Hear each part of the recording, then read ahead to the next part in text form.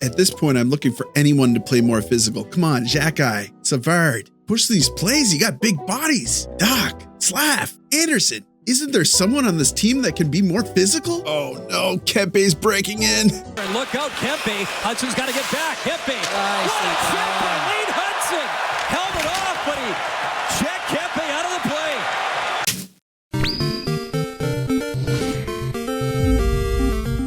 We let the people decide. All right, I'm being a little bit facetious, just joking around, hamming it up for the bit. But damn, did you see that? He took Kempe for a ride. Highlight of the night for me easily. That's because there weren't very many highlights if you're a Habs fan, you know what I mean? This game had all the recipes for success. They just couldn't, what's the word I'm looking for? Seal the deal. They couldn't put the ring on it. They couldn't finalize. I'm looking for another word, but I can't think of it. The Habs had so many good opportunities. If this was an opportunities game, I think it would have been 12-5 for the Habs. But as they always say, this is a game of inches. Where's that golf? Is that golf and hockey? And the puck luck just wasn't there. The hockey gods didn't want it to happen. Nevertheless, there are some things we can criticize, constructively, I hope, about this game. But before we do that, let's recap the game, get it out of the way. So the lines were switched up a little bit tonight. For forwards, our first line was Caulfield, Suzuki, Slav. Then we had Newhook, Doc, and Armia. After that, we had Anderson, Evans, and Gallagher.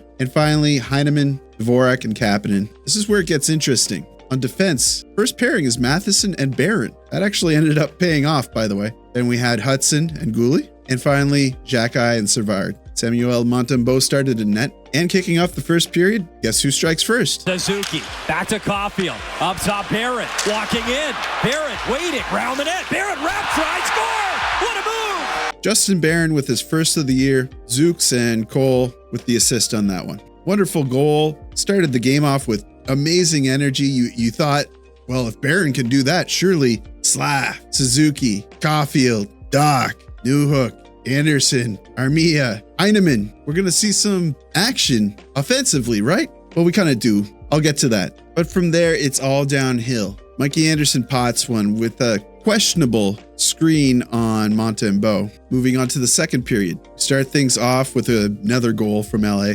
Alex Laferriere tips one in. I don't think Monty had much of a chance on this one. I think what needed to happen here was the defense needed to be a little bit more aggressive, stay on top of Laferriere, and that just didn't happen. And that does it for goals in the second period. We move on to the third period. The Canadiens are now coming at the Kings full force. Things are starting to click. You're starting to see some plays happening. Actually like the third period a lot, but we'll talk more about that once I get through these two goals. So Devo loses the faceoff. Kings work it around. They maintain puck possession.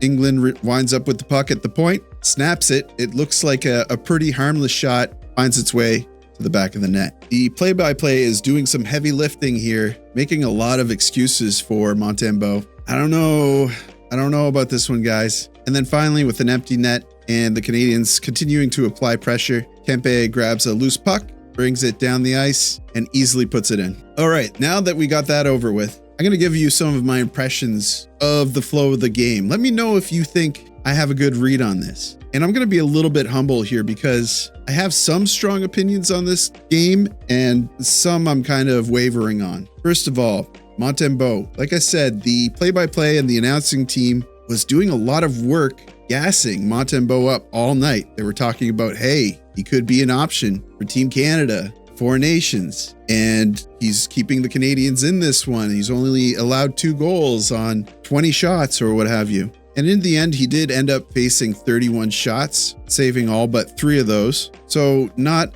a terrible percentage, not a good percentage. Personally, I just don't think that you can call Montembeault a difference maker on this one. Am I wrong? Let me know. Like, I'm trying to think of it in terms of some of the big games that Montembeault has played and some of the big games that Primo has played. When a goalie gets hot, they can become what allows the team to win or lose. I've seen that from Montembeault. I've seen that from Primo as well. Do I think that Montembeault is more consistent than Primo? I think so, but does Primo still deserve a chance? Get some games in there to see if he can get hot? I think he deserves maybe 1 or 2 more chances. There's going to come a time when there's going to be some real decisions to be made about the goaltending on Montreal. I don't know. Maybe I'm watching Montembeault too critically. Let me know what you think. aside from that, it was interesting to see the defensive pairings mixed up. Obviously, Barron put in some good work with that goal, and he looked defensively sound. But Matheson went out, upper body injury. I have a feeling that it's just precautionary. I hate that that word is being used a lot now, precautionary.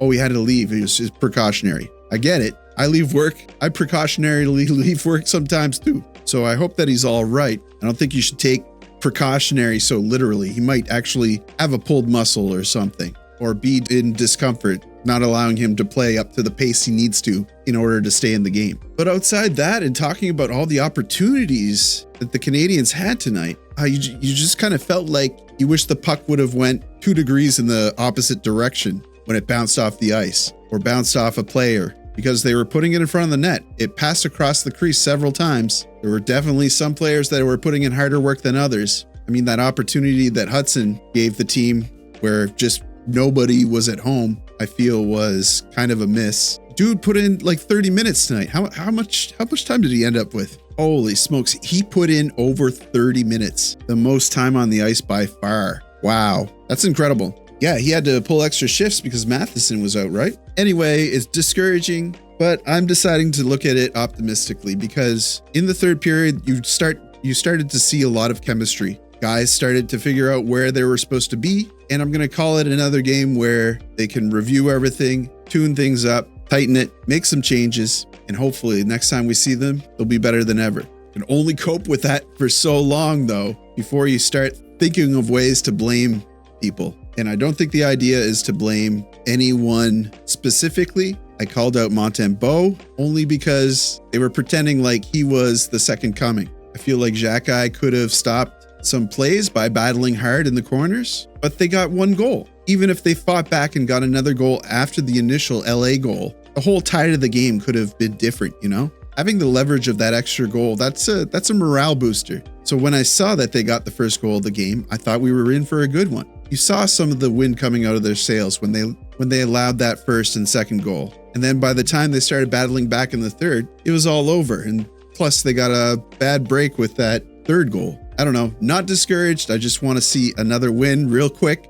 So hopefully Saturday night against the New York Islanders, Patrick Roy, hopefully that's the game where they bounce back with a win. So thank you so much for watching, guys. If you haven't watched the last video, please watch the last video. This always happens. I put in a lot of work on a video that I can be proud of, and then nobody watches it. Probably because it doesn't say Montreal Canadiens in the description, in the title. I actually sneakily added Jose Theodore, the thumbnail, after I saw that nobody was watching the video, hoping that the Bleu, Blanc, et Rouge might help bring people to watch it. But it's 12 a.m. here. Thank you so much for watching, guys. Like the video, helps me out with search results. Subscribe if you're not already a subscriber. And as always, I'll see you down below in the comments.